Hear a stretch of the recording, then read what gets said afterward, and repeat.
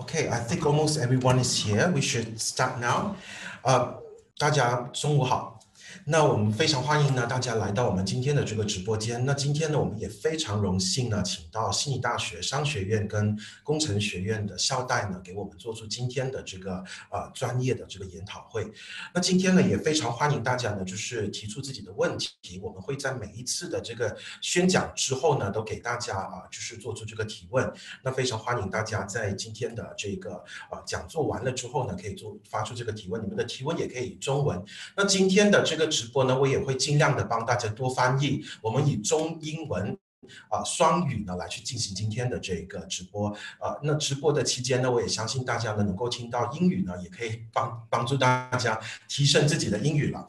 So I'm just welcoming Wins from University of Sydney Business School. I think I don't have to introduce a lot about University of Sydney, and I'll pass that on to Wins from here. Awesome. Thanks, Jimmy. I'd like to start off by thanking Jimmy and the team at Austlink for inviting us today to present about the University of Sydney Business School. So just by way of introduction, my name is Vince, and I'm the current faculty liaison assistant at the University of Sydney Business School, part of the Sydney Future Students team here at the university. I'm also a current student at the University of Sydney Business School, studying a Bachelor of Commerce and a Bachelor of Advanced Studies, currently in my final year of study. In terms of today, what we'll cover is an overview of why I should study the business school, undergraduate and postgraduate study, career and academic support opportunities, and also some FAQs and a Q&A at the end of this presentation. Now, to start off, why should you study at the business school? So there's a lot of reasons for this, and I'm quite aware that you are known, I guess you do know that we are world leaders in our field. We are ranked first in Australia and fourth in the world when it comes to graduate employability. And it is a ranking that we are extremely proud about at the university. And more specific to the business school, we are ranked in the top 30 when it comes to accounting and finance, and the top 50 for business and management. And this is the latest QS World University ranking. So very reputable ranking in terms of measurements for rankings worldwide. More specifically to the business school, we are in the top 1% when it comes to business schools worldwide. And this is because of the range of different accreditations that we do have here at the business school. So the business school does hold the renowned Triple Crown accreditation. So this includes the AA CSB, the AMBA, and the European EQUIS accreditation. In addition to that, we are also the Australian member of the SEMS Management Education accreditation. So as a result of that, we are the only business school that holds all four accreditations here in Australia. Now, moving on to the business school, we do like to make ourselves well known for our reputation, and as a result of that, we do invest a lot in our facilities for our students. So recently, a few years ago, the university moved into the new Abercrombie Business School, or ABS for short. It's a very fancy building here at the University of Sydney campuses.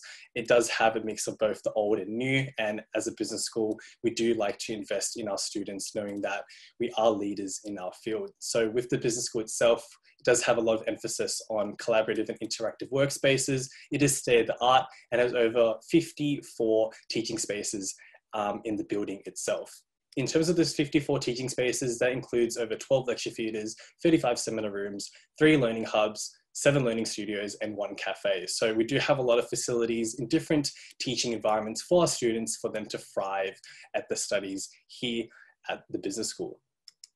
Now, more specifically to undergraduate study, we do have a range of degrees on offer for undergraduate students. So this includes the Bachelor of Commerce, the Bachelor of Commerce and Advanced Studies, the Bachelor of Commerce and Advanced Studies, the DL Scholar Stream, in addition to our combined programs in engineering, advanced computing, and law. So I'll just talk a bit about what each of these degrees are.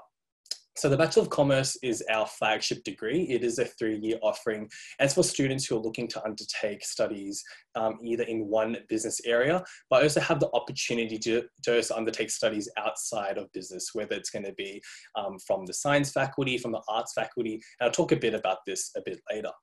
If you want to extend those studies beyond 3 years, we do have the flagship Bachelor of Commerce and the Bachelor of Advanced Studies. So it's a combined degree, 4 years in total, where students are able to undertake 2 majors. So that's the degree that I'm currently doing. And I strongly recommend this degree if you're looking at undertaking studies with a bit more flexibility, or for example, if you're looking at going overseas for an international exchange, I do encourage you to have a look at this degree. Now, this degree is also an offer for students who are looking to undertake an advanced coursework pathway. So that's part of the 4th year of study, where you can learn real life skills and experiences that can help build on all the disciplinary knowledge that you learn in the first 3 years of your degree. In addition, if you're looking to undertake a research honours project, that would form part of the Bachelor of Advanced Studies component as part of that 4th year of study. We also have the DL Scholar Stream, which I'll talk about in the next slide. And as I also mentioned, we also have combined offerings in engineering and advanced computing. Or if you're thinking about doing law, we also have a combined program offered by the law school here at the university. Now, in terms of the DL Scholars Program, it is a high achieving cohort of students who have access to a variety of different opportunities available to them. So those opportunities include access to distinct subjects. So as a DL Scholars student, you do have access to specific subjects only available to DL Scholars students. You also have accelerated learning options. And what that means is that you're able to undertake subjects without having to meet certain prerequisites or having to meet certain subjects before being able to do them. So for example, if you're in your 1st or 2nd year, you do have the opportunity to undertake subjects that normally a 3rd year student will have the opportunity to do so, recognizing that you are a high achieving student at the university.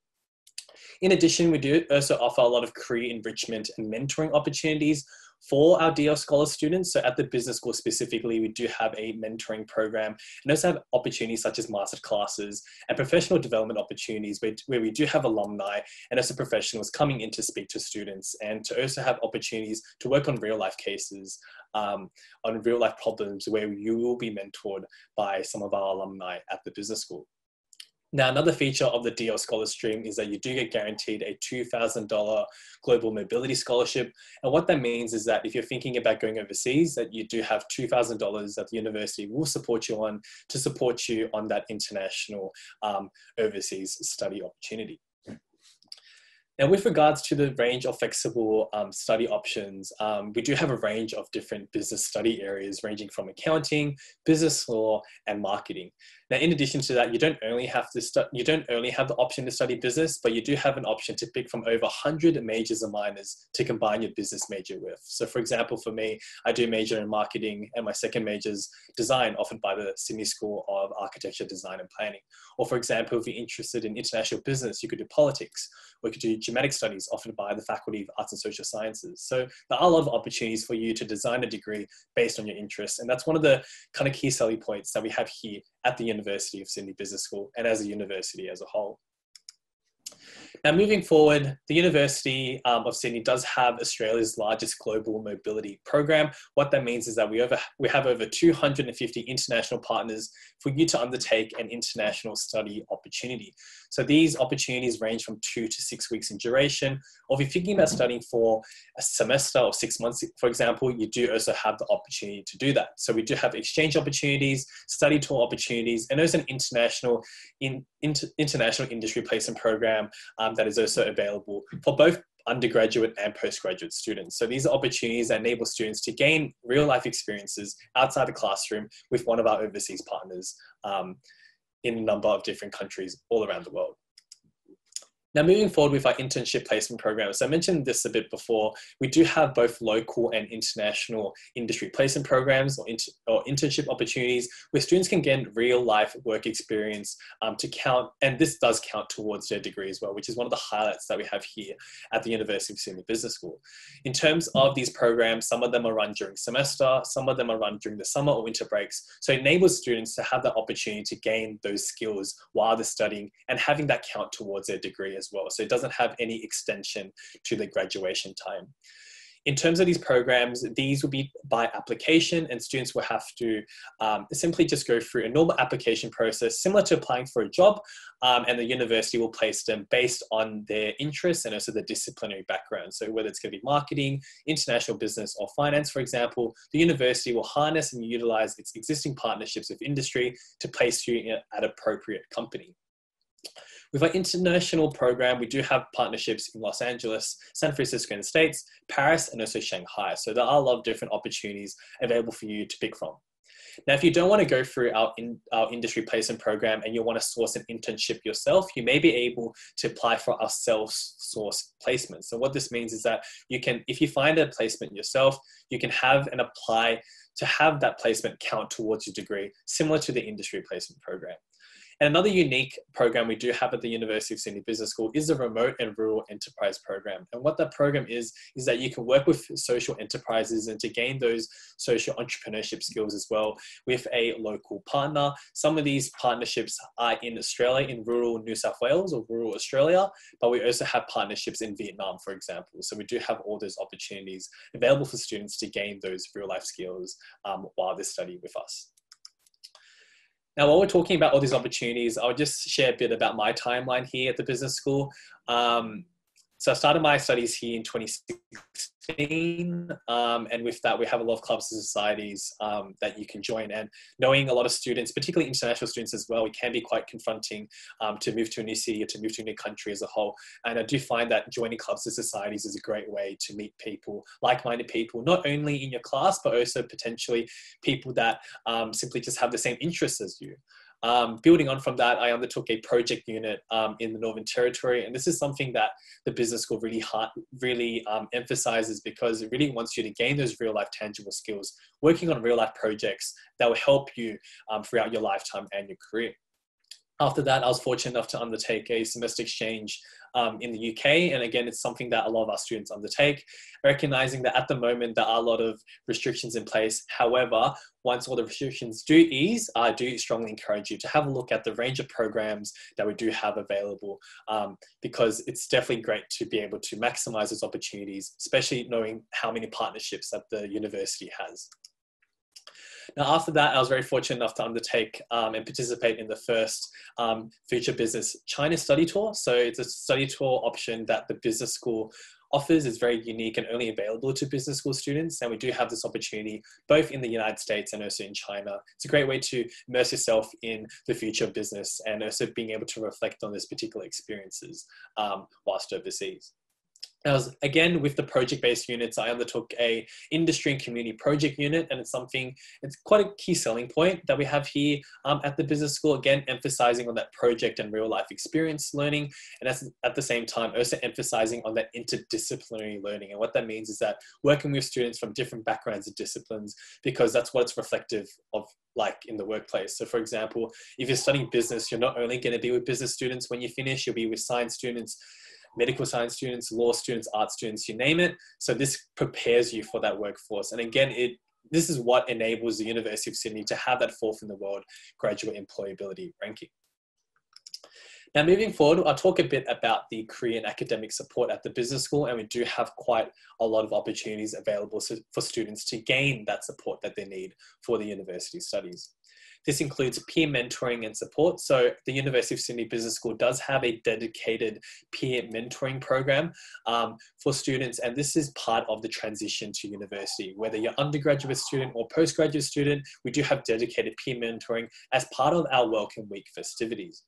Another unique thing we have at the business school is our peer-assisted study sessions, or PASS for short.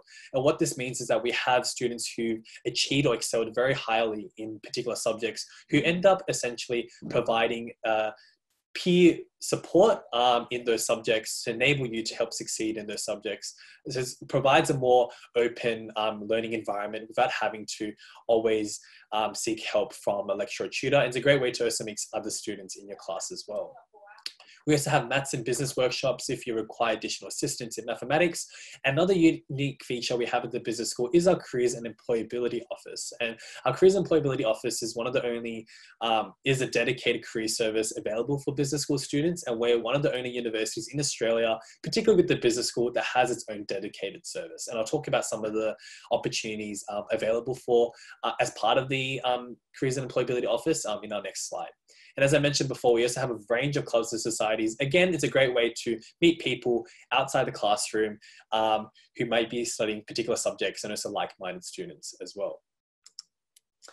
Now, our Job Smart program. So this is a program run by our Careers and Employability Office. It's one of the features of that. And it's an award-winning program that enables students, international students, to gain free employability skill building opportunities as part of their studies here at the business school. So it provides career coaching, networking opportunities, and also work experiences for our international students, all free of charge and as part of your studies here at the business school. Now, what the program is, it is an opt-in program. So students will have the opportunity to take part in this program, and it's split into 3 stages across 3 semesters. And as part of completion of these 3 stages, they may be rewarded with a particular incentive, whether it's going to be a 3-week internship program, a consulting project, or perhaps even gaining experience with a real life problem that a company is currently facing. Now, it's one of the key highlights that we do have the business school. And as I mentioned, it is an award-winning program. Recently, we've been awarded the Innovative Universities Award in 2020 by The Educator, given by our Job Smart program and the opportunities that it is enabling for our students. So for more information, I do encourage you to have a look at our website to find out more. Now, with our clubs and societies, as I mentioned before, the University of Sydney does thrive itself with an amazing student life. This includes over 200 clubs and societies by the university. And out of those over 200 clubs and societies, we have over 200 business school affiliated clubs and societies. And what that means is that these are clubs and societies that are related to the business school, whether it's going to be for the faculty wide or whether it's be related to a specific discipline. So as example before, as I mentioned, I joined the Sydney University Business Society. So that's the faculty society at the business school. But later on, you do have opportunities, and you also have opportunities to join more specific clubs and societies, such as the Sydney Marketing Society, if you're interested in marketing, the Sydney Consulting Society, or even Work and Organizational Studies Society. So there are a range of different societies based on your interests and your disciplines. And again, it's a great way to meet people outside the classroom and also to meet people who might be studying the same subjects as you as well. So I do strongly encourage you to explore those opportunities as a student here at the university. As I mentioned, to sum up everything that I've said before, with all the skills and opportunities that you do have, that we do offer as a business school, they can take you to a variety of different amazing places. So these are just some examples of some success stories from some of our students. And recently, a business school team actually recently was named the global champions of the CFA Institute Research Challenge. So these are just some of the examples of the amazing things that you can do by being a business student here, and the doors that you can open, whether here in Sydney or around the world.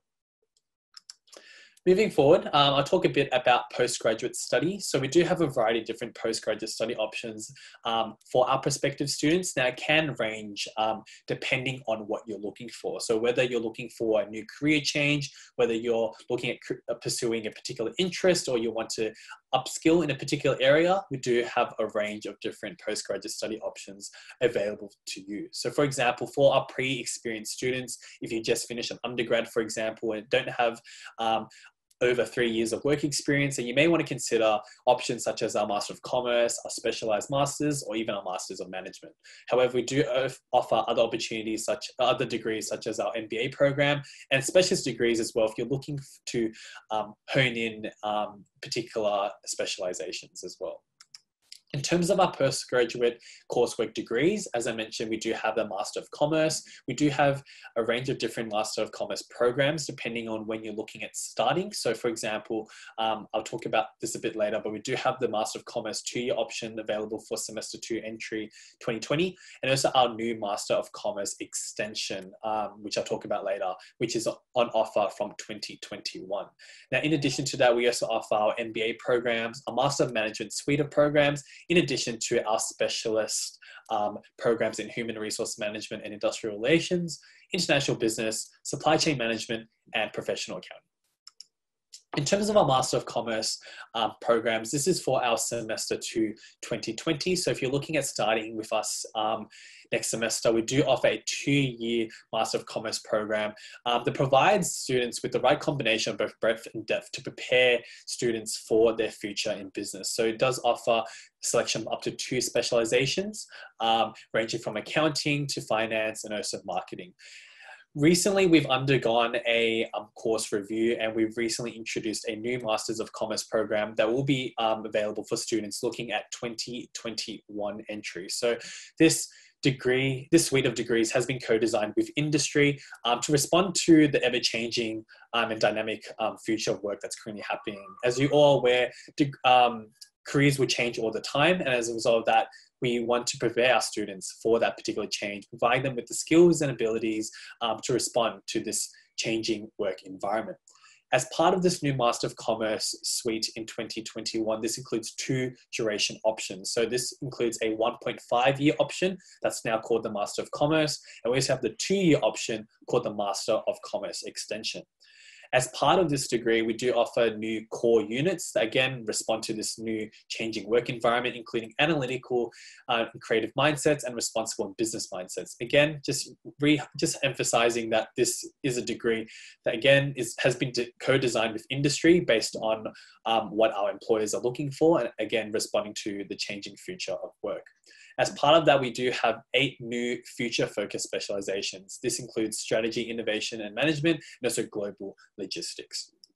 Now, just to give you a bit of a comparison of the Master of Commerce and Master of Commerce Extension for 2021, beyond the program length, those undertaking the 1.5-year Master of Commerce is a degree designed for students who do have a background in business. So this can be an undergraduate background in business, or whether they have a specialization or major that they've undertaken in the undergraduate space that is related to a particular business area.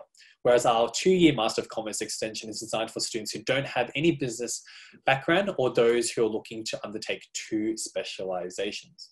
And again, with both of these degrees, there's also recognition of prior learning available for students as well. In terms of our pre-experienced business management programs, we do have a range of Master of Management programs that are highly reputable. For example, our Master of Management is a 1-year full-time program, ranked first in Australia for a number of years now. And it's designed for students who, from any background or discipline, looking for a strong foundation in business and leadership. As part of this degree, it does have a feature of having consulting projects with leading firms, including a program in China, and being a business management program at the University of Sydney Business School, it is a very unique program that only takes a cohort of roughly around 50 students from very diverse backgrounds. And as a result of that, as part of the admission process, students will also have to undertake an interview and also submit a letter of motivation as part of this degree. Now, as I mentioned a bit earlier in this presentation, we are the SEMS Business School of Australia, and as a result of that, we do offer the Master of Management SEMS program, the only university in Australia to offer this specific program. And one of the features of this program is that students have to undertake at least 1 semester on exchange at a partner SEMS university with very reputable universities such as Cornell University in the United States, London School of Economics in the UK, or Copenhagen Business School in Denmark. And as part of the admission requirements, given this very reputable degree, is that they do have to have bilingual proficiency to be able to undertake this SEMS program. And one of the benefits, again, with this program is that you get to graduate with 2 degrees at the end of the 1.5 years. This includes the Master of Management SEMS and also the SEMS Masters in International Management. And with both of these programs, they do have to undertake an interview process and a letter of motivation to be submitted as part of the application process. Now, with our specialist master's degrees, as I mentioned, we do have a range of different programs looking at very specific areas in business. This includes our Masters of Human Resource Management. One of the features of this is that it is accredited by the Australian Human Resource Institute, and we do offer recognition of prior learning with that degree as well. We also offer the Master of International Business, which is a 60-week program, enabling students to undertake real-life consulting projects overseas as part of this degree. As a result of that, we do require students to submit their resume and letter of motivation as part of the admission process. We also offer the Logistics and Supply Chain Management Masters, which is taught by the university's Institute of Transport and Logistics Studies, and also the Master of Professional Accounting, which is accredited by a range of the recognized accounting firms. And we do also offer the Industry Placement Program as part of this degree. And before we move on to question time, I'm just going to answer a few frequently asked questions that has been submitted before. And one of these questions is, what makes Sydney graduates stand out?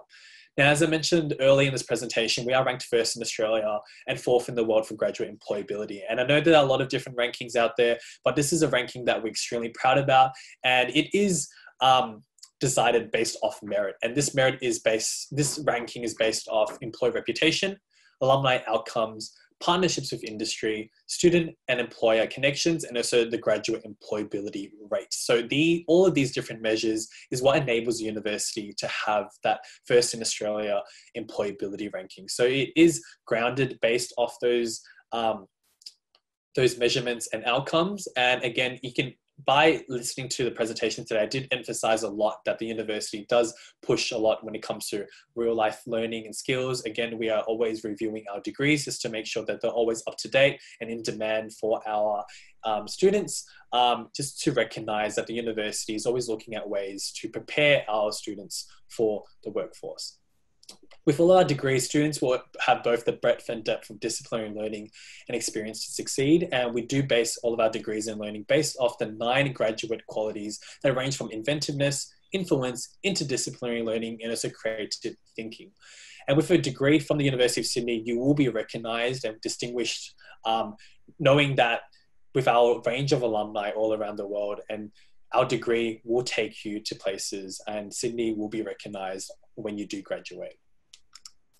Another question we do have is, how do you apply for overseas study opportunities? And this is a question that comes up quite often, particularly knowing by the range of places that I've been before. I've been very fortunate enough to fit in a variety of different study opportunities overseas as part of my degree here at the business school.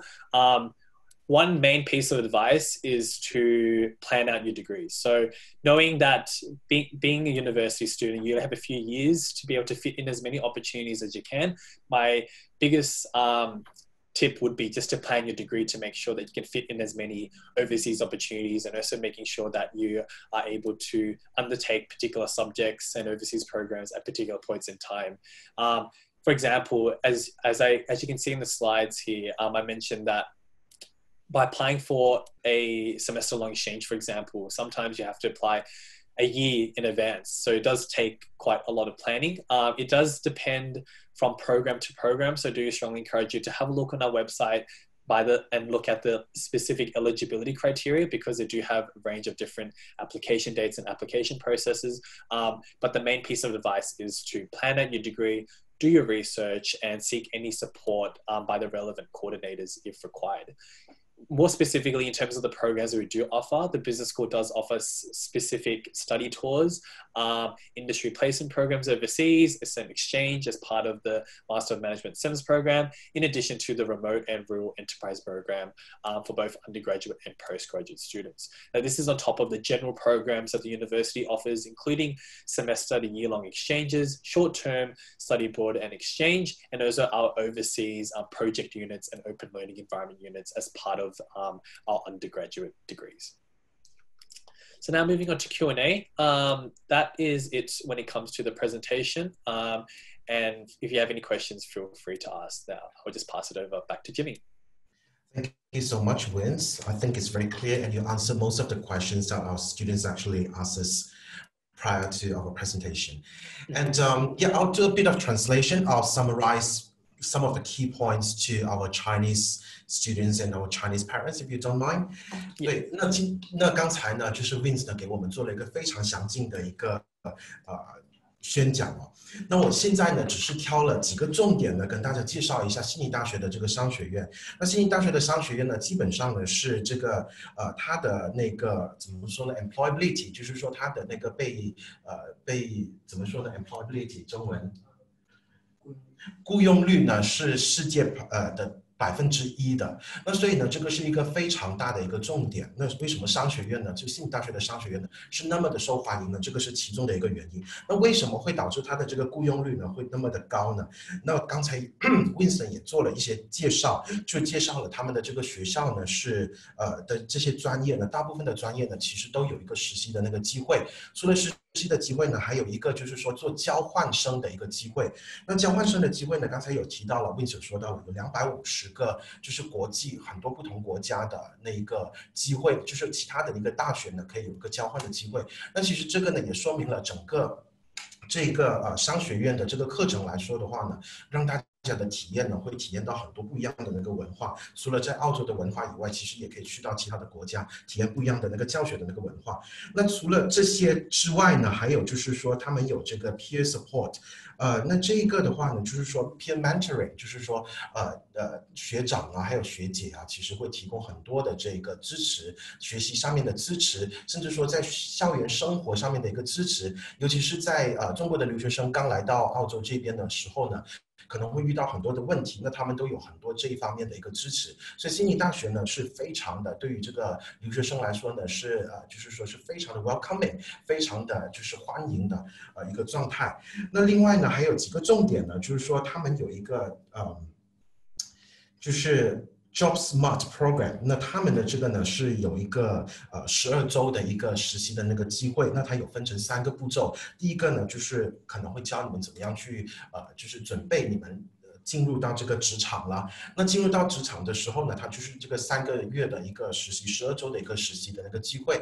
那所以呢，它的每一个的这些专业呢，其实都给了很大的一个training 给了很大的一个培训就是除了就是说在学习上面的，就是在课堂以外的，还有一些实践的一个经验呢，其实都有很好的一个培训。那所以呢，这个就是为什么悉尼大学的这个商学院呢会那么的受欢迎，它的那个雇佣率呢会那么的高。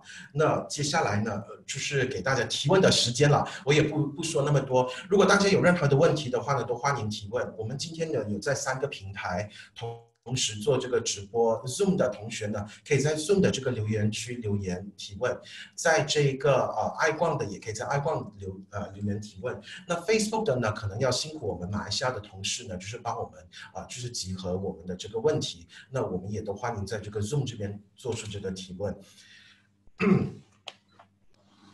Okay, before we I think the students will need a little bit of warm up before they ask questions, but we have a few questions that actually came from our students who registered for the event today. Warren actually asked about the 1.5-year Master of Commerce that will commence in 2021. He actually asked about credit exemption. Would that be any chance for him to be able to exempt for any credits for this program? Yes, so both our Master of Commerce and Master of Commerce extension for 2021 does offer recognition of prior learning or credit, in other words.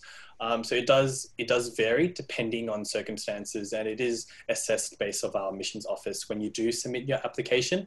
And this is on the basis of whether you've undertaken, for example, studies in a business area or cognate degree in your undergraduate space, whether you've undertaken previous study. It does vary from case to case, but we do offer credit or recognition of prior learning into our 1.5-year Masters of Commerce. All right, thank you. I think that's very clear. And speaking about you just mentioned about the exchange program. Can you share a little bit more about your experience in the exchange program when you study overseas? I mean, study in another country. Yes. So for me, integrate well into the program itself. Sorry, into the specifics of the program. Yeah. Okay. Yes. So the program, how it works is that with exchange, as the name suggests, you will be replacing someone else. You're exchanging places essentially. So for me, I was replacing a student in the UK, and a UK student was coming to Sydney to replace my spot. So that's how exchange works. And it can be quite a lengthy process to apply for. Everyone knows that. However, the benefits of that does seem to overpass or succeed I guess the whole application process. And knowing me, I always wanted to go overseas and study, and I also wanted to experience what it was like to live in another country, particularly the UK. And I found it a really, really good experience. So I was being able to meet a lot of local students in the UK, both international and also local English people. And one of the benefits of doing exchange is that the university, particularly the business school, does encourage you to take studies outside of business. So for example, for me, even though I do a business degree, when I went to study in the UK, I undertook subjects in media and transport studies because that's what I was interested in, but I didn't necessarily want to undertake a whole degree in. And at the same time, those subjects weren't necessarily available at the university. So being able to undertake those different subjects was a good way to experience, I guess, and also being able to upskill in particular and other areas of study outside of business. And beyond that, I think I've grown a lot personally. If you ask anyone who's gone on exchange, being put in a completely different setting, a different country, and particularly for those who undertake studies in a country that they don't necessarily speak the language, that can be a really big personal development opportunity. And regardless of where you go and for how long you're going for, you'll be able to learn things that just normally won't be able to learn in the classroom. And I think that's just definitely something part of learning, lifelong learning. And it's something I definitely encourage. I think that's very interesting. But do you have any idea what are the chances that you can get to study abroad to join the exchange program? Like how many percentage wise? So to build on that, the University of Sydney has a very ambitious goal of sending 50% of its students on some sort of international experience, whether it's going to be about exchange, whether it's going to be about short-term programs. So the university is actually encouraging our students to undertake these international opportunities. And again, that just highlights the amount of scholarships that the university also offers for their current students to undertake these international experiences. As I mentioned before, with the $2,000 scholarship for our DL Scholar students. Building on from that, it depends on the particular partnership. So for example, we do have a range of different partnerships where there are a large agreement. So for example, for some particular universities, so even for example, I think the University of Edinburgh in the UK, very reputable university, I think we had arrangements for up to 20 students on an exchange program, which is quite a large number when it comes to specific exchange programs. So it does vary from country to country, but it's just really a matter of applying. But I don't know anyone who's applied and hasn't been able to go on exchange. Okay, that's good news. I think it's very good news. Anyway, I saw that there's actually questions from one of our students in the chat room that has been answered by Karen and Stephen. I hope that the questions are answered. But I think the second question is not answered yet. I think the student asked about double degree, and she's doing HSC at the moment.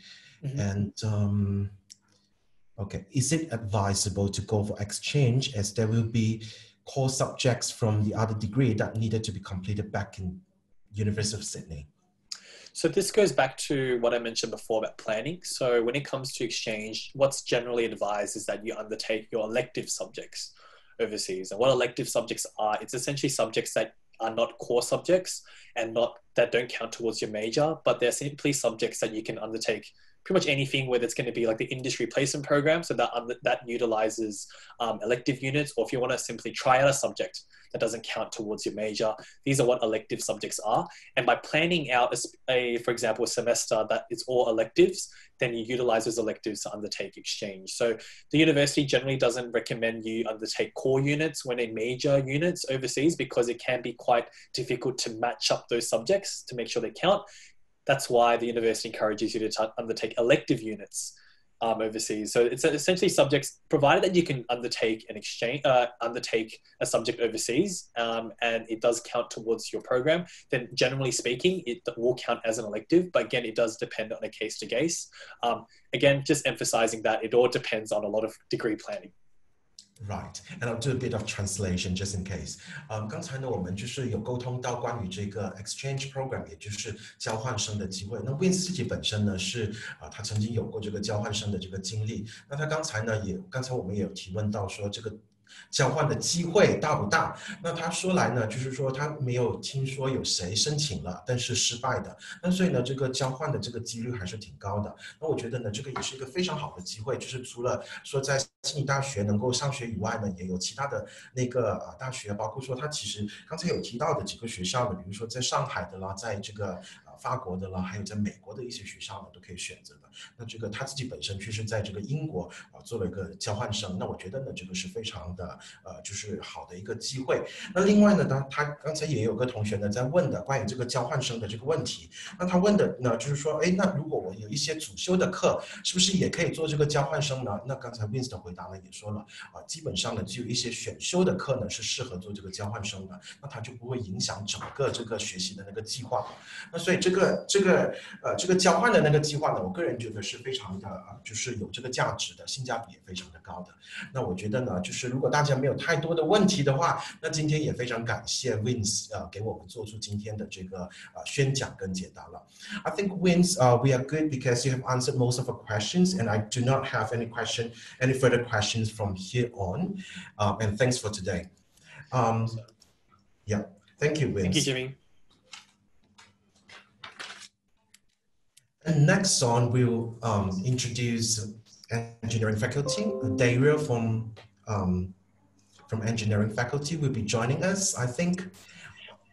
And Carlos will be joining us. We'll be doing the presentation. That is correct. Yes, I'll be. Okay, Carlos will be doing. Hi, Carlos. I'm Jimmy from Austlink. How are you? Hi, I'm good, thank you. I'll do a little bit of a translation, introducing you in Mandarin, if that's fine. 好的，那接下来呢，我们就是这个工程学院的这位 Carlos 会给我们做出今天的这个宣讲跟这个研讨会。那也欢迎大家呢，同样的就是对于工程学院的，如果有任何的提问的话呢，也欢迎大家在他的这个宣讲之后呢做出提问。那我同时呢也会给大家呢做出一些重点的一个翻译。Thank you very much, and I think we are ready for your presentation. I'll pass the time to you, Carlos. Thank you very much, Jimmy. Let me just set this up. Can you see it well? Okay. No, not really. Can you see it well now? Yes. We can see you, but not the presentation. Yeah. You haven't started sharing, Carlos. Yeah. Oh, sorry. Sure. Sorry, my bad. I forgot to share. That's it.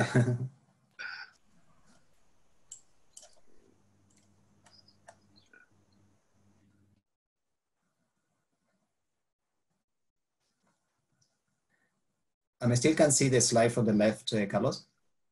Yes.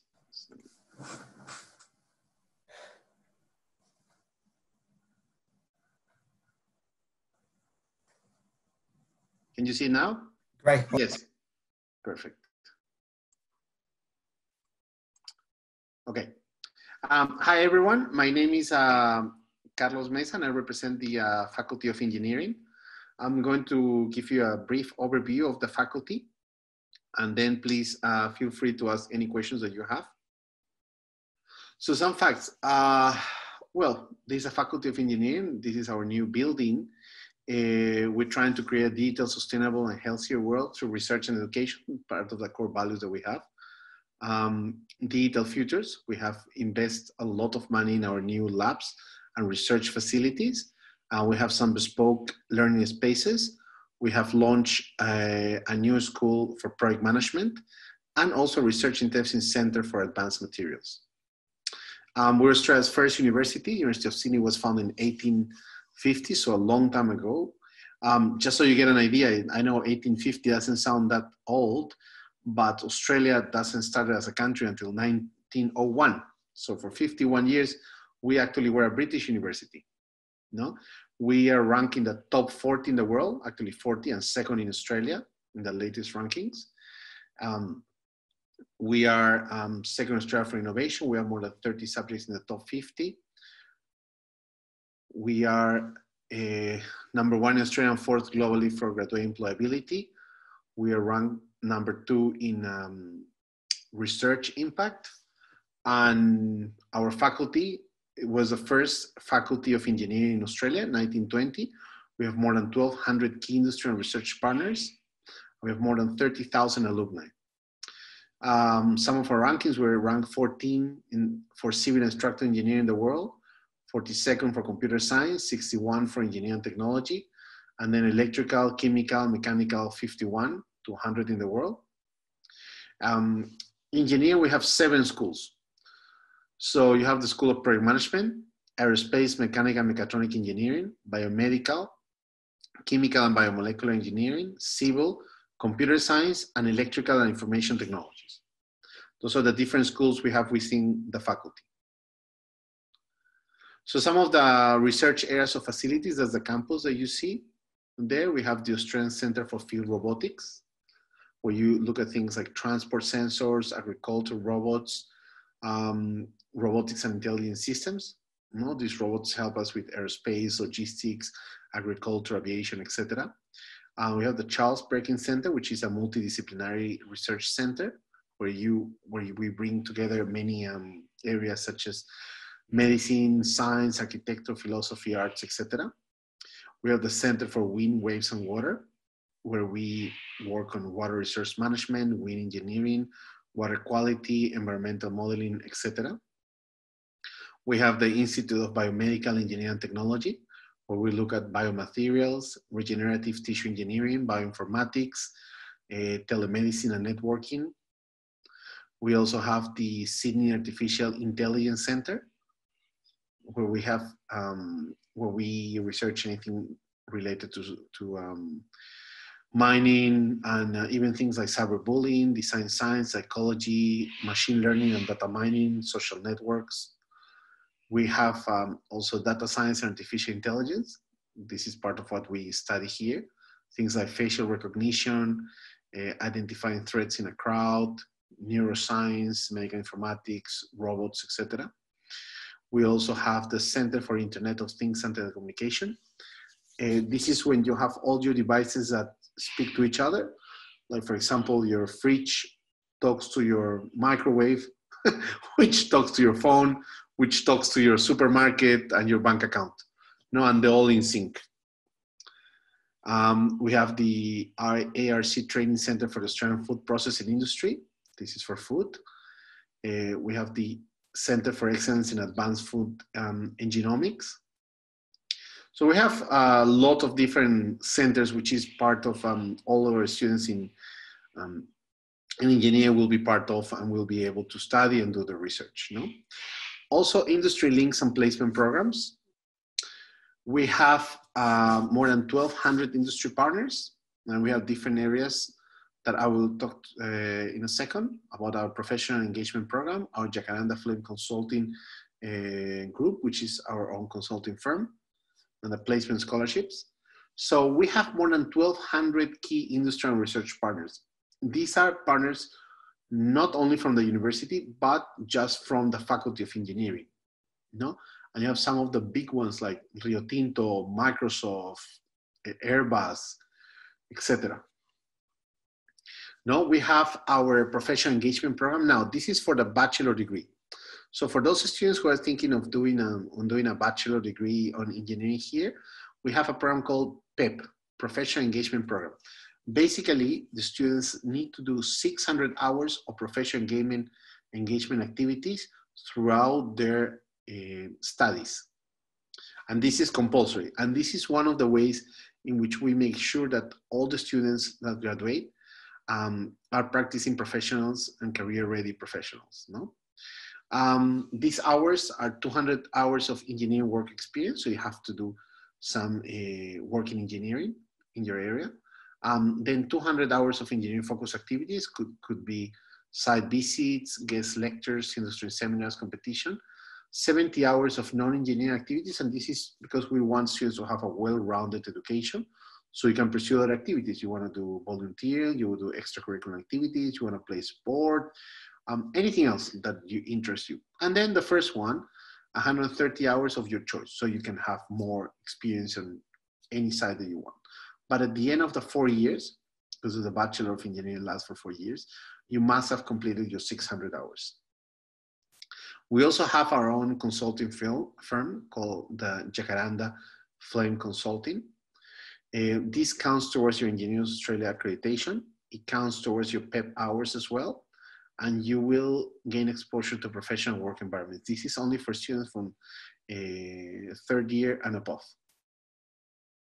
And of course, all our degrees are accredited by Engineering Australia, by the Project Management Institute, by the Australian Computer Science, and the Institute of Chemicals Engineering. So what opportunities you have across the classroom? This is just a brief, I'm just going to show you this to you very briefly of things that some of the students have done. For example, in these ones, some of the students, they build their own race car. So they build, test, and race a car in the Formula Society of Automotive Engineering's competition. So that by itself is very impressive. Now the second one, they built a rocket. So a Sydney rocketry team. Now don't think this is just from space engineering.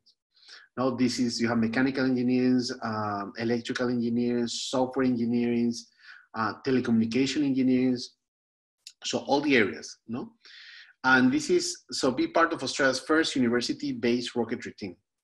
So let me show you in this video, for example, you can see how they're building the rocket. Now, if you want to see if this rocket actually works or not, this is a short video here. On a clear morning last month near the Queensland border, a team of students from Sydney Uni is preparing their latest model, the Silver Eye rocket, for launch.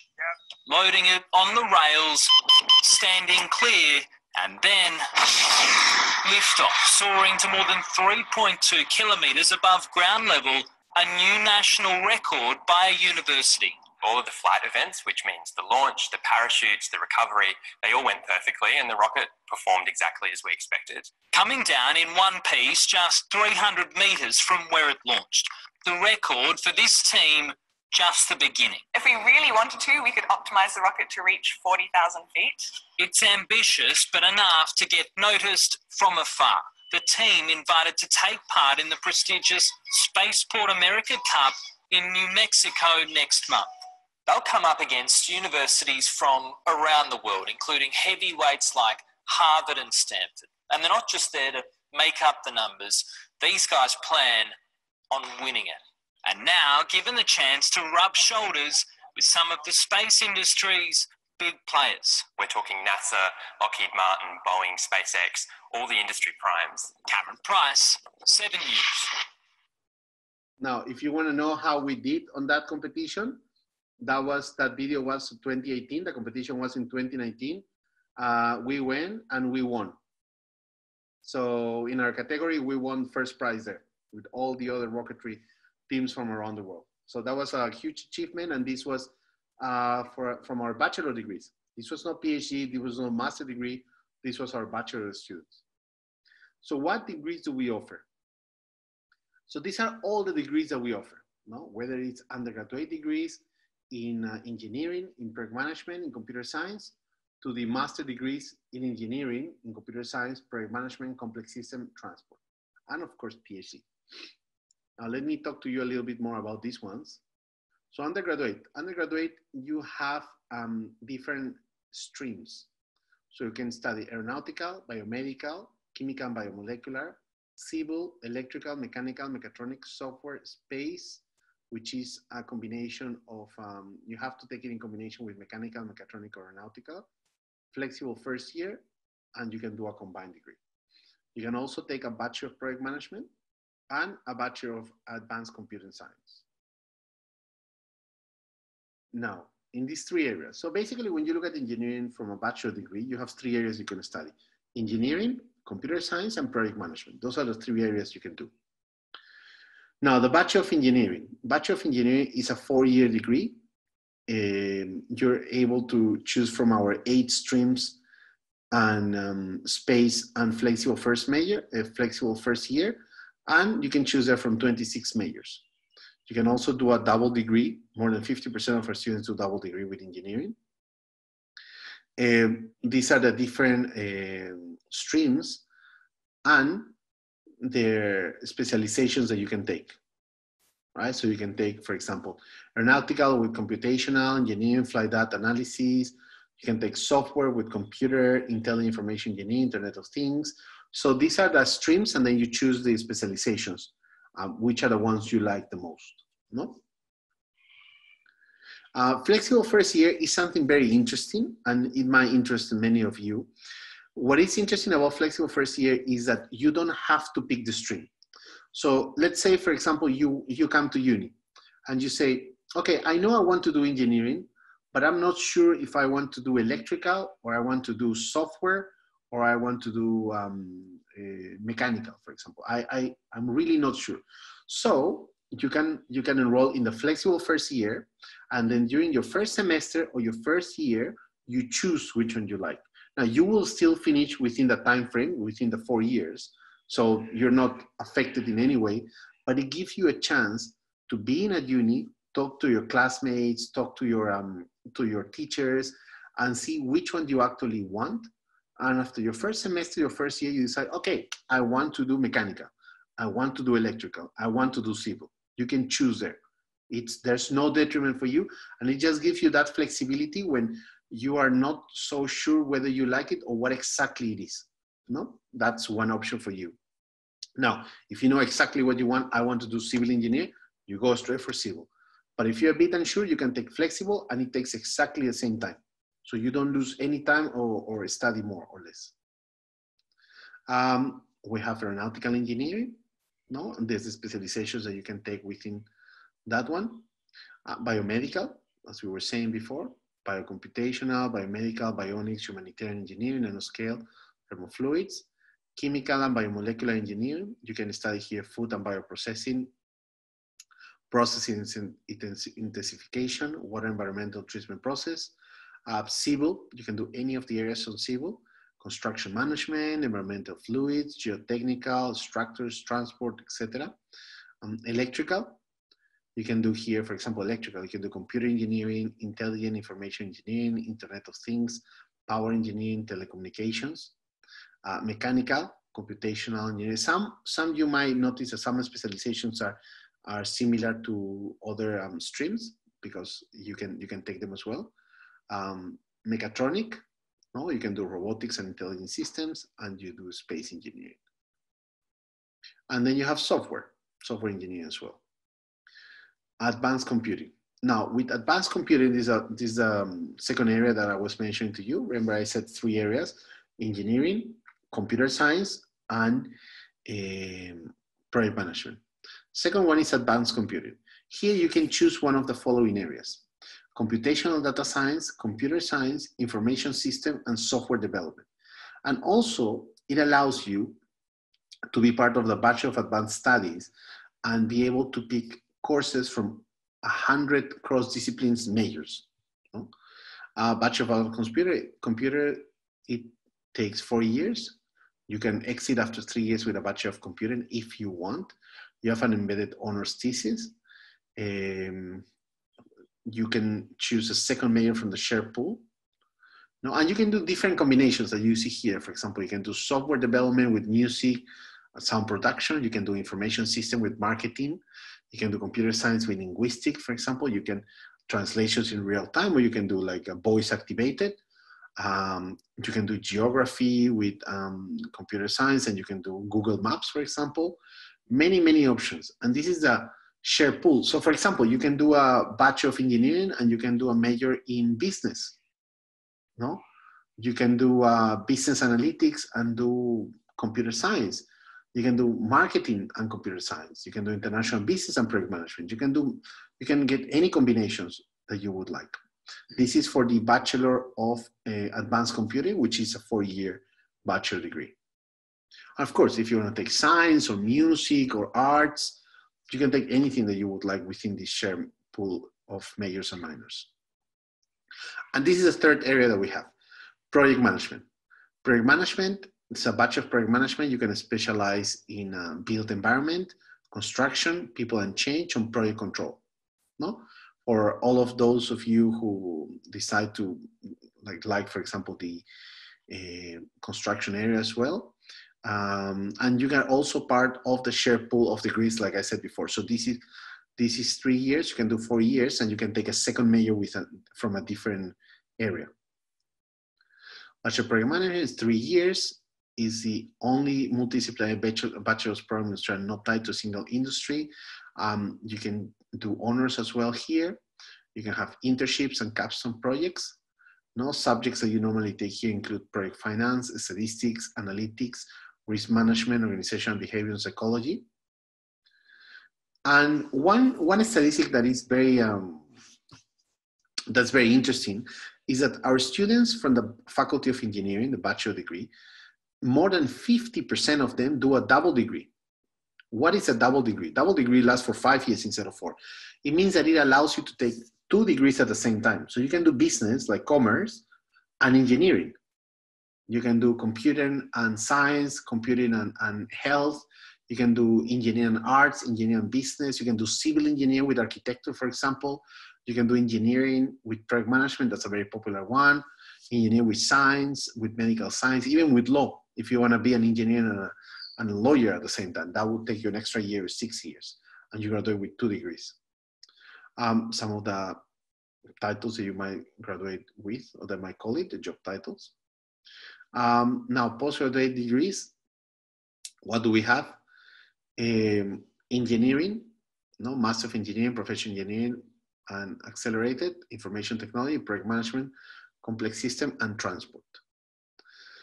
So engineering, within engineering, you have 3 degrees. You can do a Master of Engineering, which is 1.5 years, Master of Professional Engineering Accelerated, which is a 2-year degree, a Master of Professional Engineering that will last for 3 years. No? What is the difference with these degrees? So you have Master of Professional Engineering Accelerated, which is 2 years, and it's a fully accredited degree together with a Master of Professional Engineering. That is a 3-year one. And Master of Engineering is 1.5. Master of Engineering basically is, does not lead to accreditation. So let's say, for example, you're an engineering overseas and you want to come here and you want to become an engineer in Australia, you have to take the Master of Professional Engineering. The 2 or the 3 years, any of those will lead to accreditation. That means you're an accredited engineer in Australia. Right? If you just take the Master of Engineering, you're not accredited. Then Master of Engineering, as I said, 1.5 years. These are all the different specializations that we offer. MPE, Master of Professional Engineering, this is the one that leads to accreditation. No, the accelerated version is the one that takes 2 years, and also when you graduate with an MPE, Master of Professional Engineering, which is a fully accredited by Engineers Australia here. So if you study your 2 years, when you finish, you graduate, you'll be accredited by Engineers Australia. No, in any of the 13 majors that we have, could be civil, structural, aerospace, biomedical, software, etc. Project management. Within project management, we have 3 areas, 3 degrees: Master of Project Management, Project and Program Management, and Project Leadership. Basically, the difference depends on your experience. The first one, Master of Project Management, requires no experience, lasts for 1.5 years. The second one, Master of Project and Program Management, lasts for 1 year and requires at least 2 years of experience. And the third one, which is a Master of Project Leadership, takes 5 years. Here you can see the difference in duration and how advanced you're in your career. Master of Project Management, we already talked about this one. Computer Science. Computer Science, we have different degrees here: Master of Data Science, Health Technology Innovation, Information Technology, and Management. So Master of Data Science, it takes 1 year. No, Master of Information Technology, 1.5 years. Information Technology Management, 1.5 years. And there's a combined degree, which is the Master of Information Technology and the Master of Information Technology Management, in which you combine both those degrees, that is 1.5 years and 1.5 years, you do them together, and instead of 3, it reduces to 2 years. So you just apply for the combined degree and you get 2 years there. Master of Data Science is a 1-year degree. No, different areas in which you can specialize. Master Information Technology, the same: cybersecurity, data management, analytics, networks, software, biomedical, digital media, with management. That's also 1.5 years. And when you do the combined one, as I said, that's a 2-year degree. Again, as all our degrees, it's fully accredited. Then we have the Master of Transport, Master of Complex Systems, and Master of Health Technology Innovation. No? Master of Transport is 1.5 years, Master of Complex System 2 years, and Master of Health Technology Innovation 2 years. Transport, Master of Transport, Master of Complex Systems, Master of Technology Innovation. This one, I just wanted to show you very quickly, because what is very interesting in this is, when you go to the Faculty of Engineering, and if you want to see all the subjects that you will take, you just click on course study, and you'll be able to see, as it shows there, the semester, the pathways, the block menus. You can see this for any of the degrees of engineering, and you can see exactly what units you'll be able to choose for the whole career. No? Well, our message. We're ranked in the top universities in Australia for engineering information technology. We're connected with a network of more than 1,200 industry partners. We offer a range of double degrees. Our degrees are professionally accredited. We have a globally recognized space program.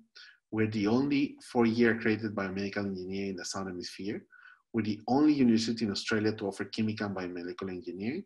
And we're the only university in New South Wales to offer a combined Bachelor of Engineering Civil and Architecture.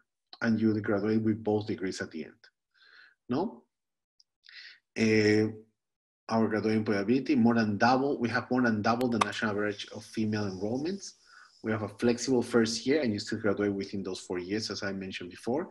Have some unique offerings that we have here, such as humanitarian, space, Internet of Things, biomedical.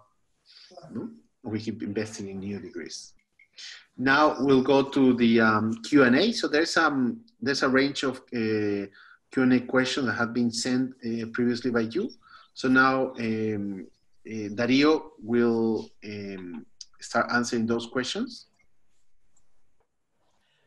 Thank you, Carlos. But before we go to Dario, perhaps I should do a bit of a translation to our Chinese parents and students, because we have a few platforms that we are actually having a live session right now. Thank you so much, Carlos. I think it's a very interesting presentation. I myself used to be an engineering student, and I did a bachelor and master degree both in Australia as well in engineering. So I'm very interested in this program. So I'll actually take some time to explain a little bit more to our students as well, if you don't mind. 对，那刚才呢 ，Carlos 呢给我们做了一个非常的详尽的一个 presentation 一个演讲，就是今天的这个研讨一个宣讲。那刚才呢，其实因为这个专业呢，我自己本身呢是一个工程学院的学生，那也曾经呢工作过2年，在这个工程的这个公司里面呢，就是工作过2年，所以呢，其实对于这个专业呢，我特别想花多一点时间呢，跟大家推荐跟介绍。那有几个重点呢，我想说在这边呢，也跟大家多说几句的，就是说刚才的这个整个宣讲里面的有几个简单扼要的一个 summary 跟大家说一下。第一个呢，就是说关于他们有1200个就是 industry partner， 就是说他们其实跟这一些业界的那个企业还有公司其实有一个非常紧密的联系，因为有1200个就是这样子的一个 partner。那另外呢，他们在世界排名里面来说的话呢，这个工程还有就是这个科技的学院呢，是世界排名第61的，也是一个非常靠前的一个排名。那其中有几个比较特殊的专业呢，比如说这个土木工程是世界排名第14的，还有这个 computer science， 就是说这个电脑技术、电脑科学是世界排名第42的，都是非常优秀的一些专业。那另外呢，刚才有说到了，他最后的时候说到了一个重点，就是关于说悉尼大学的这个毕业生毕业了之后的那个就是一般的那个起薪工资呢是6万澳币1年的一个起薪。那作为这个起薪呢，其实在澳洲来说的话呢，也属于是中高了，因为是毕业生的一个平均起薪是6万元，那所以6万澳币，那所以这个其实是一个非常不错的一个专业。那想当年呢，我出来的时候的起薪呢是5万澳币，那也是10几年前的事情了。那所以呢，说明了这个工程的这个行业呢，其实还是不断的在进步当中的。那另外呢，就是还有刚才呢，其实Carlos 这边呢，可能没有说的特别的多，就是关于说他这个课程呢，其实有一个实习的那个机会，有实习的安排。那包括说呢，就是说跟这个行业里面的一些企业呢，有一些更多紧密的一些合作呢。其实这个一会儿我会帮大家问这一方面的那个问题，因为我觉得这一个呢是一个就是在就业上面来说呢，是一个非常有优势的一个方面的一个信息。那其实悉尼大学呢是有在这一方面是有一个非常强的一个背景的，就是说它可以给到很好的一个实习的机会啊，还有就是一个就是说在这个业界里面的这个企业的一个支持，都是有非常多的这一方面的那个信息，一会儿会帮大家再问一问。Okay, I think I'm done with my translation. Daira, you can take on from here. Right.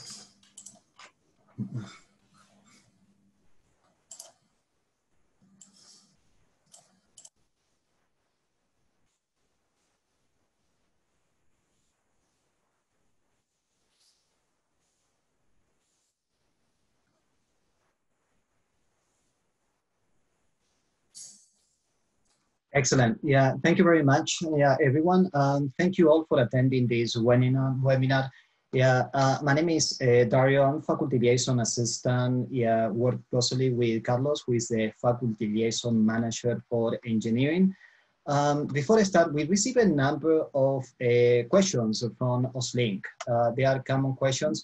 Yeah, two of these questions, yeah, that they came in through the chat box. Yeah, I'm going to address those questions here as well before opening the discussion for everyone with more general and specific questions. The question we received was in relation to courses. The first question is, we have always been asked, should students do a coursework or research program for postgraduate for engineering program? Can you give us your insight and opinion about the differences? Before answering the question, yeah, we need to answer first, are you eligible for a coursework or a research program? It's depending on your academic qualification as well.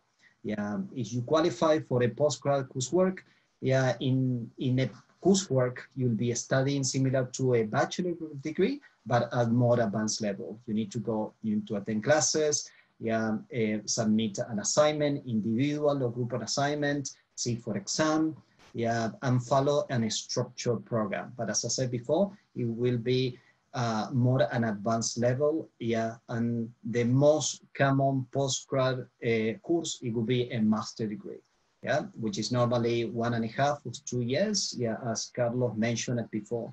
Now, sometimes students are not able to meet the minimum entry requirement for a master degree, so they can study a graduate certificate, which is normally 1 semester, 4 subjects, or perhaps a graduate diploma, yeah, you can complete during 2 semesters, and then you can progress your studies into a master degree.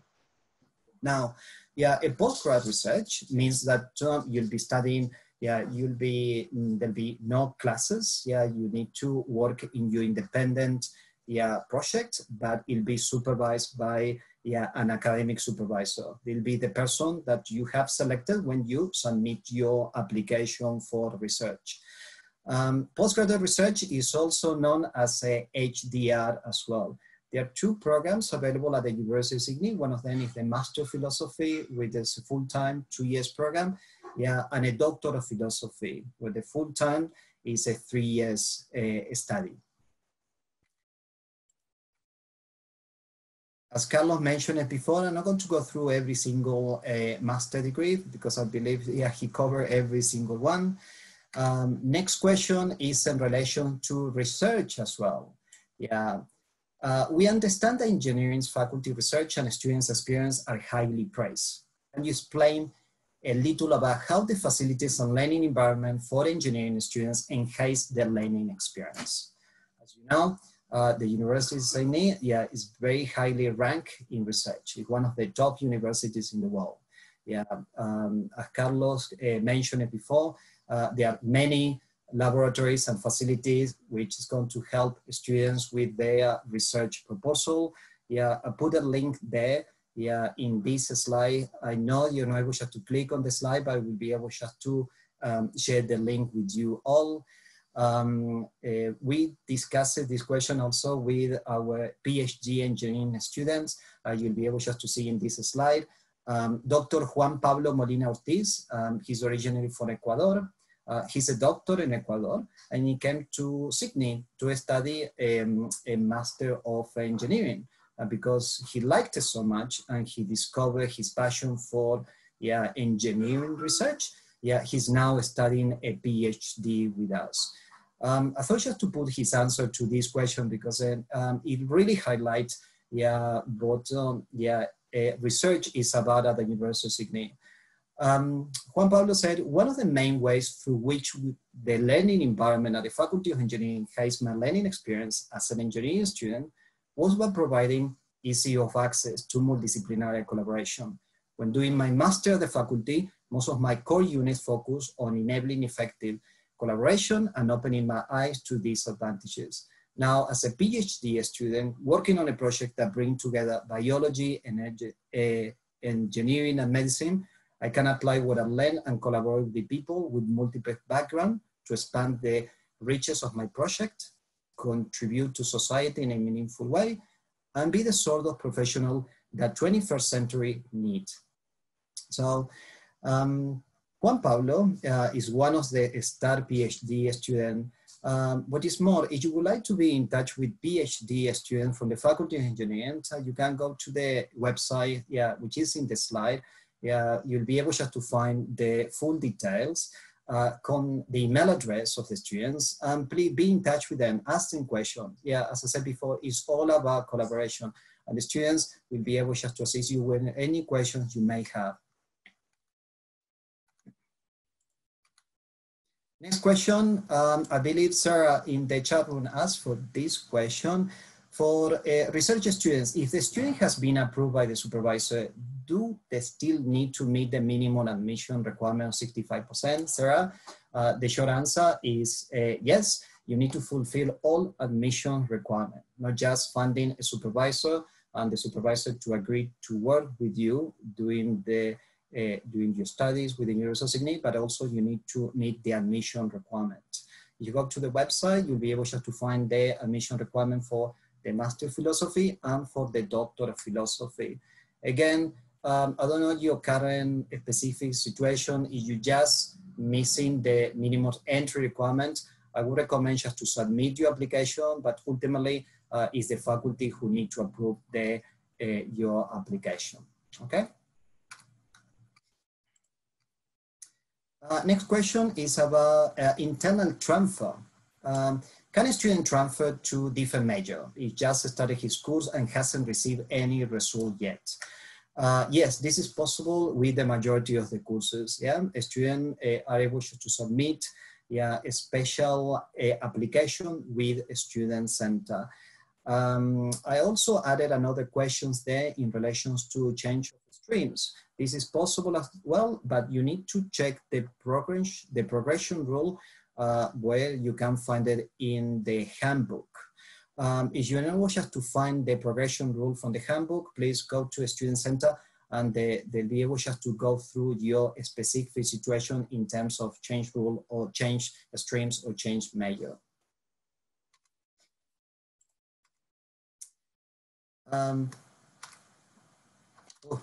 I'm going back. Next question is in relation to nationality mix. The question is in relation to the nationality mix for students studying at the Faculty of Engineering and IT. 50% of our students studying at the faculty are international from more than 100 nationalities. The top 10 nationalities from the faculty, as you can see in the top one, is China, followed by India, Taiwan, Indonesia, Hong Kong, Bangladesh, Vietnam, Saudi Arabia, UAE, and Pakistan.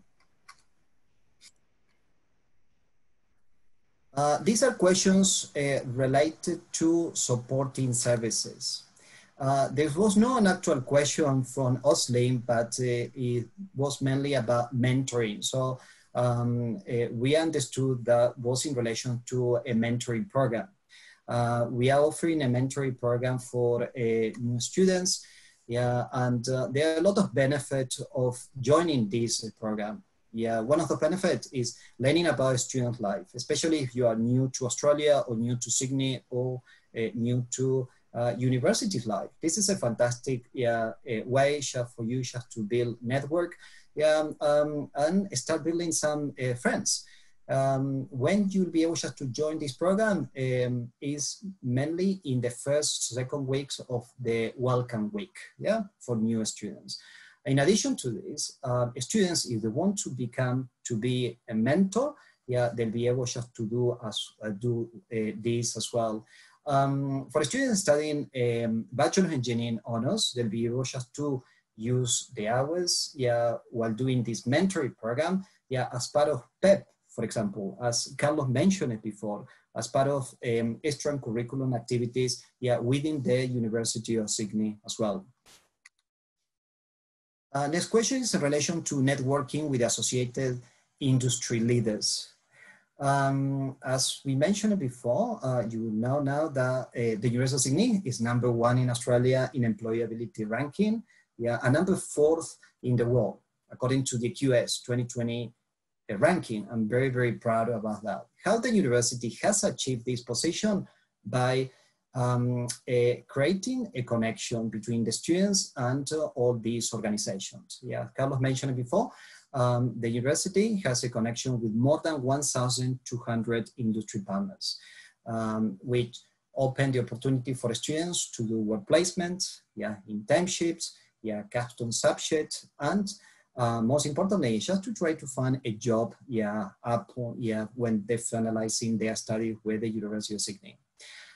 Some of these industry partners, for example, as you can see, just to mention some, it would be Telstra, Airbus, Qantas, Rio Tinto, Kogler, yeah, to mention some. There's a very important event which is held once a year. The Faculty of Engineering and Science is the Engineering Sydney Annual Career Fair. This year, fortunately, we were able to host it just before COVID-19. It wasn't the first week of March, but it's normally once a year. This is a great event where current students are able to connect with potential employers. Yeah, they will have to talk to, yeah, having, yeah, a friendly chat, yeah, apply for an internship. And this event is held from around late morning to the afternoon. And we encourage students, yeah, to attend, yeah, because it's a great possibility just to, yeah, do an internship with employers that you would like to. In addition to this, the faculty also has created, yeah, an industry newsletter. It's called Ignite. You'll be able just to subscribe to this newsletter, yeah, for free. Yeah, and what is more, if you go to the website, you will be able just to view, yeah, previous newsletter as well, just to be in touch with the industry. I also put them in the chat room, yeah, yeah, a link, yeah, to the engineering partnership brochure that you'll be able just to view the full list of industry partners, yeah, that the university work with. Another question is about internship. We received this question from Austlink, which says, we would like to know the chances of internship for engineering students. Will you see a range for all the students? Now, we discussed this question with the Director of Professional Engagement, and the answer to this is the following. All undergraduate engineering students in Australia must complete an internship as part of their degree. So there's a large number of employers who take on interns every semester. As I said before, there are more than 1,200 partnerships. Now, the University of Sydney does not arrange internship. It's up to the students to secure an internship. However, as Carlos mentioned before, there is a program which is called PEP, Professional Engagement Program, which prepares students to help students to prepare for an internship and also for graduate job. Next question is about career support. We would like to know what kind of support University of Sydney can offer to engineering graduates to seek a job in the future. Again, this was answered by the Director of Professional Engagement. And he said, we also have the University Career Center, which runs a free seminar each week to prepare his students for their career. The student can complete this as part of the professional engagement program. Remember, there's a professional engagement program which is compulsory for all Bachelor of Engineering honors students, which start in the very first semester of the first year, and it goes all the way to the final semester on the fourth year.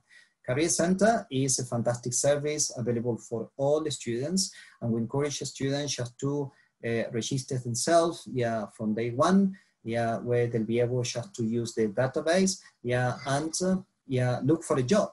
Our colleagues, professional staff will be able just to assist you with questions you may have in relation to finding the job, do a fantastic resume, or maybe give you a feedback.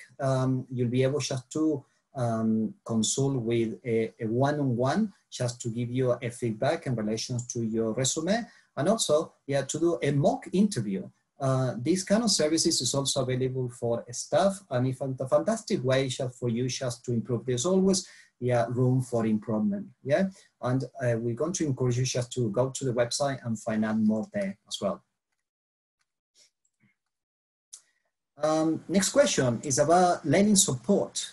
We would like to know what kind of learning support the University of Sydney can offer to a student who is struggling with studies. The Faculty of Engineering and IT has formed which is called Track and Connect. Track and Connect is a shared faculty university initiative where a student service team follow students who are actually struggling with their studies. And they'll be able to find this through at the beginning of the academic studies, because of the low attendance, or they're not performing well with the first assignment and quizzes. In addition to that, there is a learning center support that students will be able just to use from the very beginning of the academic studies. And this is available for all the students, undergrad, postgrad, and research students. In addition to this, students will be able just to book an appointment face-to-face, just to improve their skills, whatever skill they would like to work on,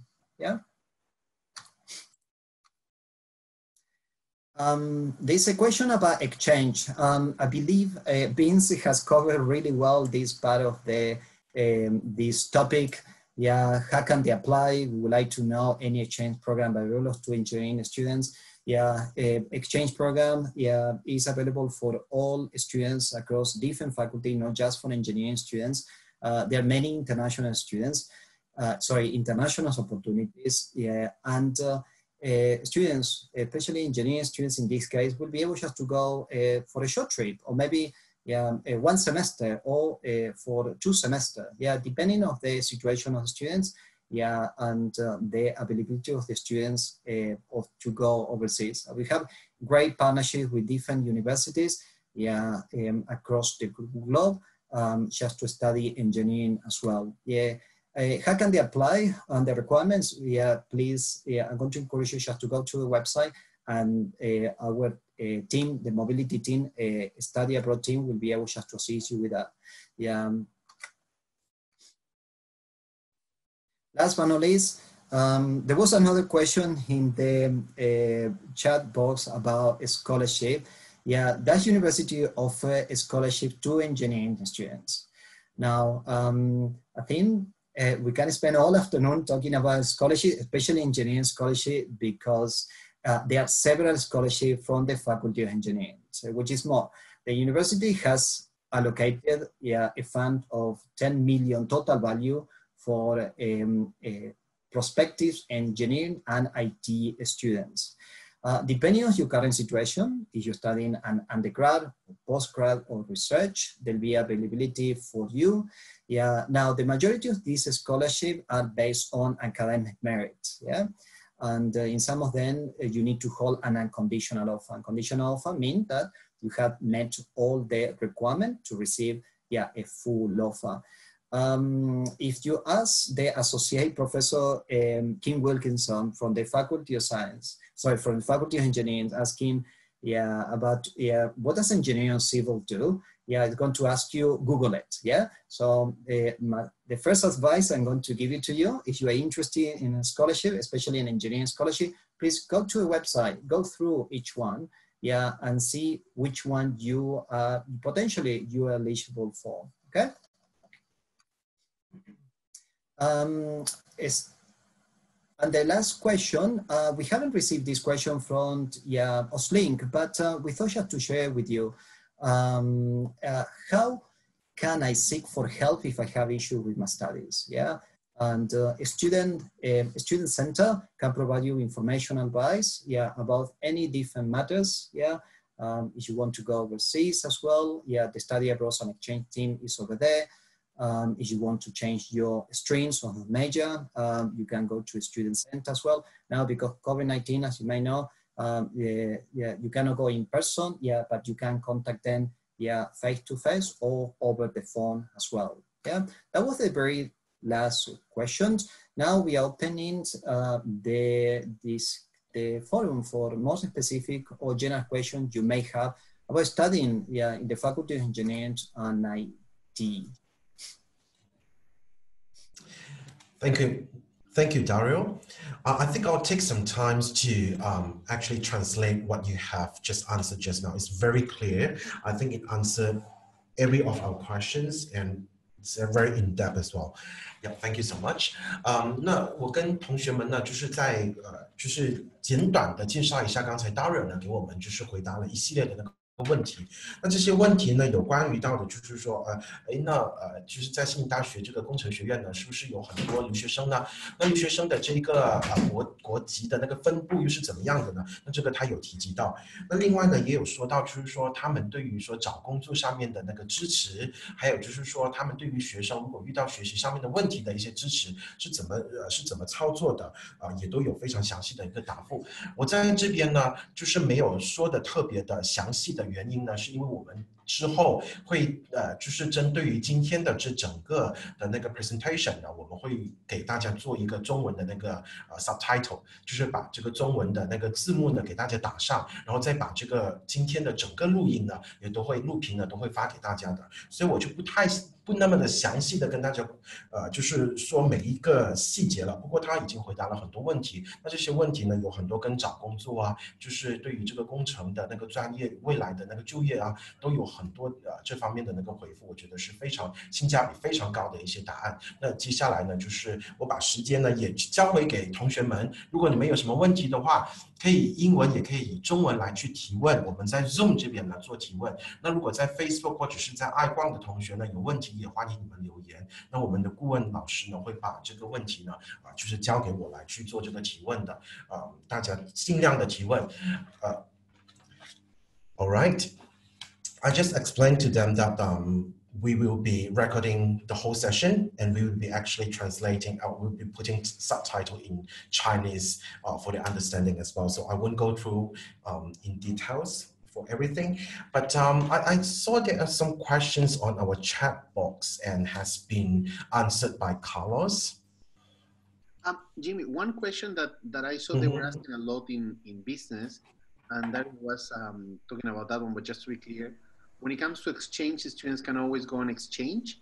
It's just for degrees that are double degrees. They were asking that before in business.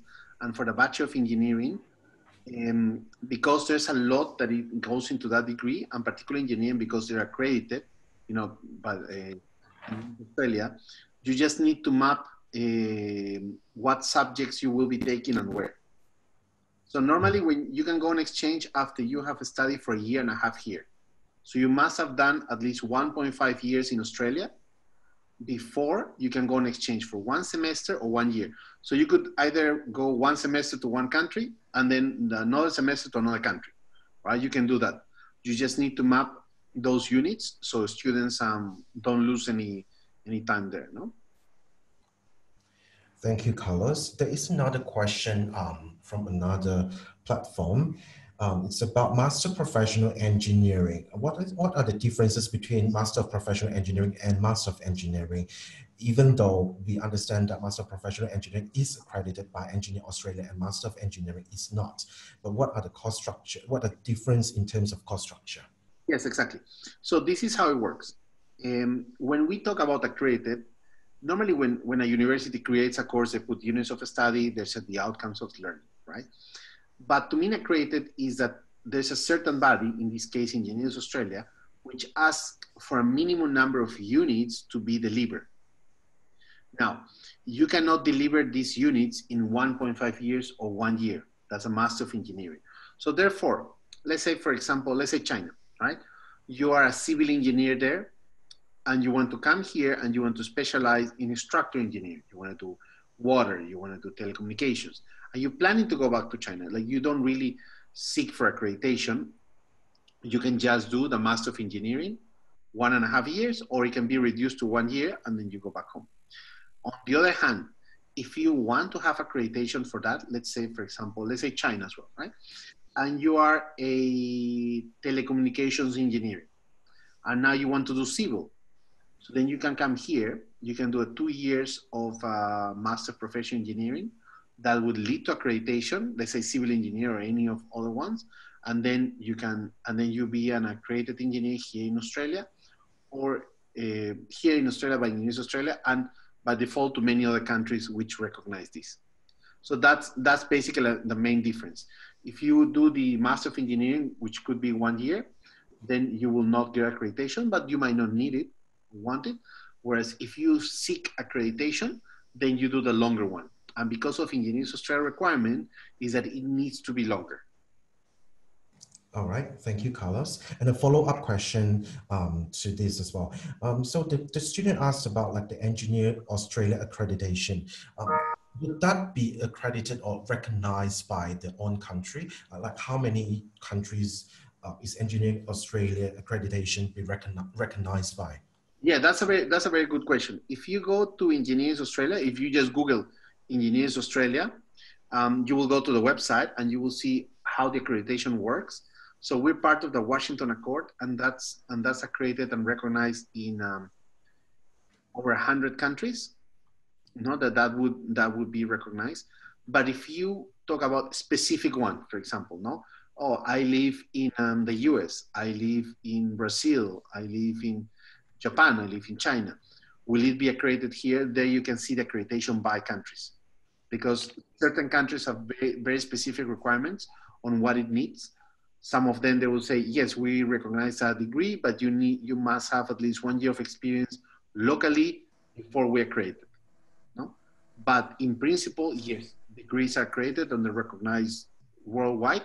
When you talk about specific country, specific place, it's very good you just have a look at what that country in requirements. Now, what you see today might change in 4 years or might change in 10 years. But at least it stays. Because in the end, if you're an engineer, you're an engineer. You don't have to keep reaccrediting yourself. Mm-hmm. Thank you so much. And there is another question from our one of our consultants or one of our counselors.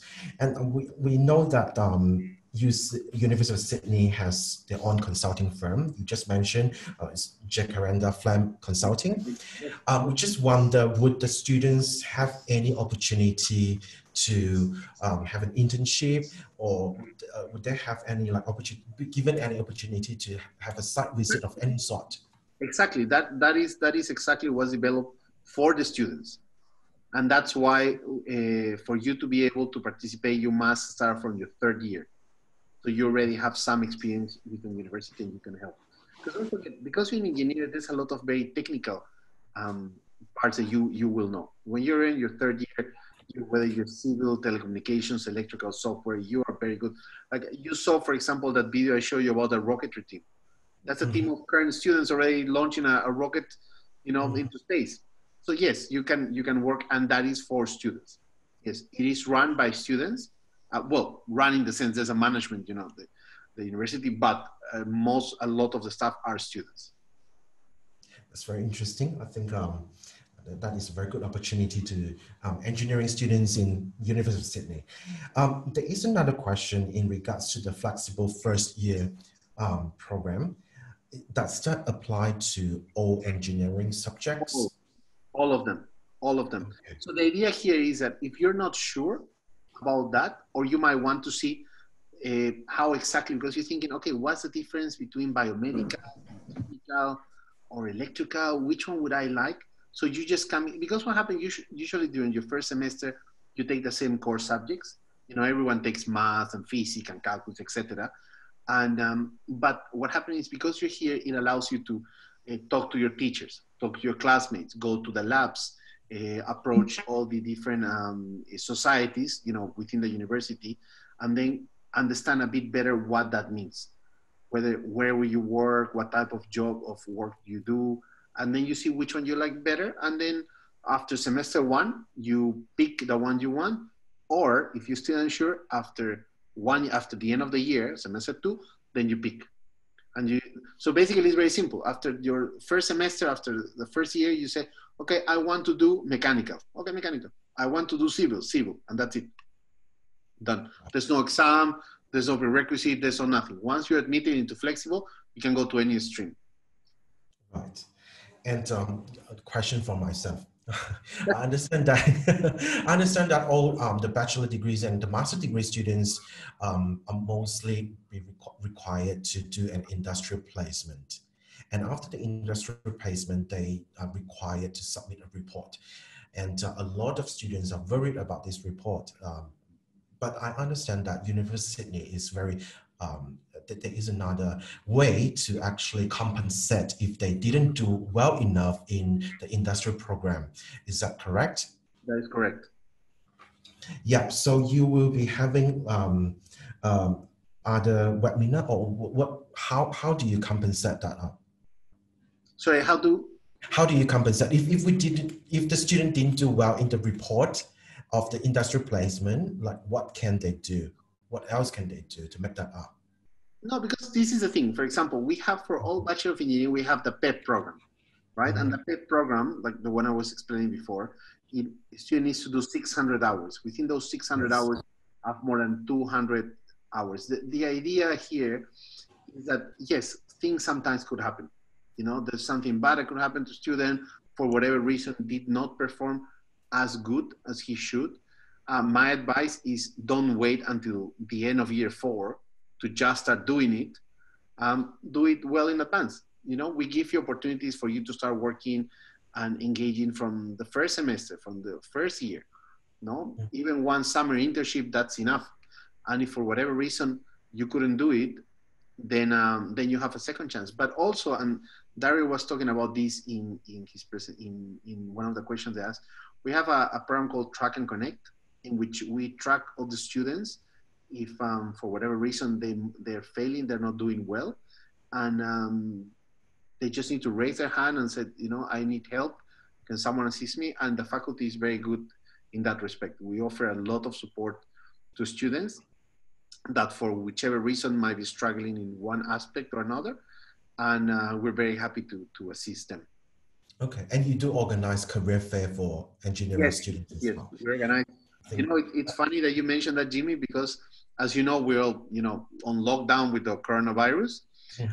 The last thing I did in the university before they sent me home for 3 months was being in the careers fair. That was in March at uni. The reason I asked is I actually found my first job through career fair.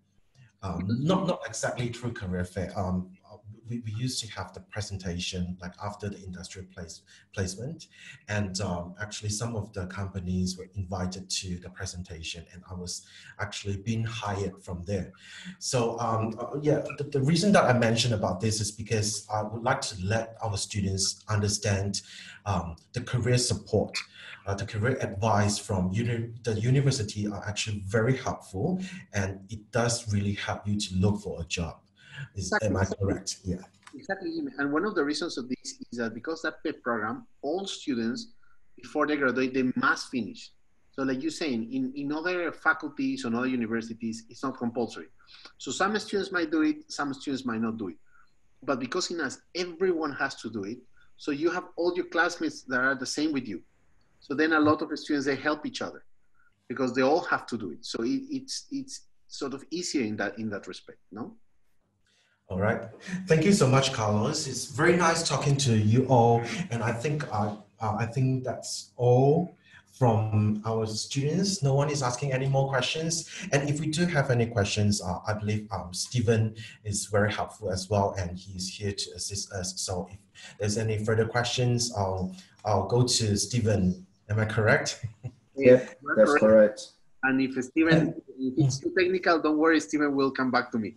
I think it's very informative. I think our students certainly, even for myself, I learned a lot from today, and it's very interesting. I'm still so interested with engineering program, to be honest, even though I'm not in that industry anymore. But yeah, it's very interesting, and I think the future is all about engineering and technology. So especially during the lockdown, I've watched so many videos in engineering and technology. So interesting, so fascinating. And yeah, thank you so much to, I think Wins and Karen is still in the Zoom as well. I do extend my appreciation to them as well. So thank you so much, Stephen, for organizing the whole thing. And yeah, that's all for today. And I hope to see you guys very soon, and take care and stay safe. Yeah, thanks a lot. Thank you very much. All right, see you guys. Bye-bye. Bye. Thank you so much. One more thing. Our new commencement date has been delayed to 24th of August. So if any students they like to submit the application, our closing date will be 17th of August. Okay. For onshore, yes. Right. That is the latest for onshore. Yeah. Yeah. Well, sorry, but it's not just onshore, international as well, because. Oh, international as well. Okay. Yeah, correct. It's online. Yeah, correct. At the moment, they can start online. Okay, no worries.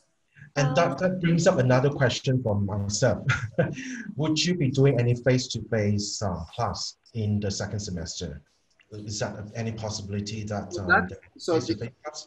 At the moment, what we're planning. And you know, this virus changes a lot. Look what happened in Victoria, now they're back in lockdown. The message that we're sending is start online, finish in person. Ideally, before the end of the year, we should be in class. They will be given a priority to all those students who, for example, have to do lab work. Yes. Graduating. And there's as you know, a gradual return back to the office, especially for lecturers and students. But at the end, we have to follow the government guidelines. Yes. You know, if they open and the students can come, we'll come. But what I would tell the students is that most certainly we will start online. And for those who are here with us, hopefully they can finish in person. And that's why we push the start of the semester to the 24th of August. Great, that's good news as well. But speaking about lab, but what happened to the lab classes for the first semester? Is there any experience that you can share with us? Like, how did you deal with the lab classes for the past semester? Yeah, that is a very good question. As you know, there, depending on the course, depending on your stage, is what you'll be doing. A lot of PhD students, for example, have been able to go back to the research labs and continue. When it comes to some of our students, if it could have been delayed, it has been delayed. Because, for example, if you're a student who is in his first, second year and needed to do some lab, obviously we can't all be in the lab at the same time. But some of those have been delayed for winter, and depending to restriction, they might be pushed forward to semester 2. But hopefully, you know, by the end of second semester, we'll okay, and the students can pick up on those ones that needed to be in the lab. Right, it's very good news. Yeah, and yeah, very interesting time, and I think I'm glad to see everyone is doing well as well. Hello, I have a quick question. Question. I want to know when is the latest time for the semester 2 enrollment? The latest day for the enrollment?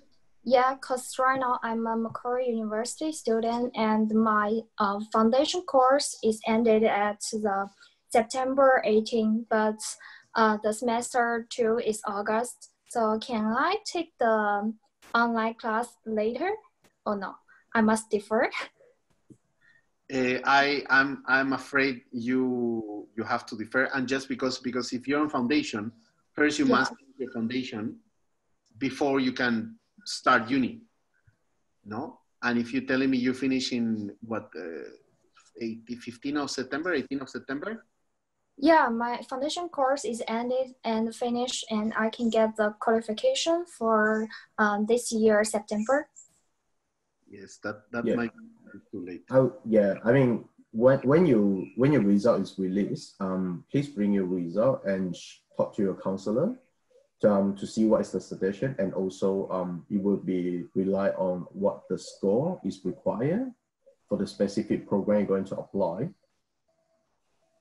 Yeah. Okay. Yeah. So so Jimmy, I will leave.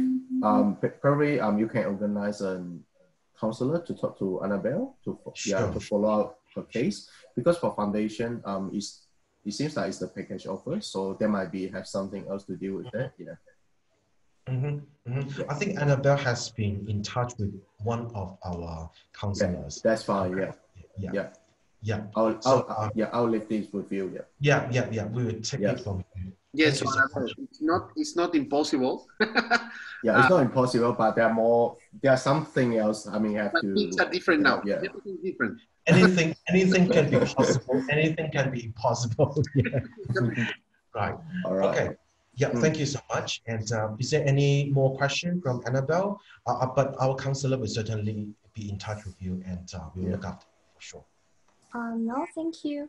Thank you. Welcome. Thank you so much. And thank you. See you guys. Take care. All right. Thank you very much. See you guys everyone. very soon. Bye. See ya. See you. Bye-bye. Stay safe.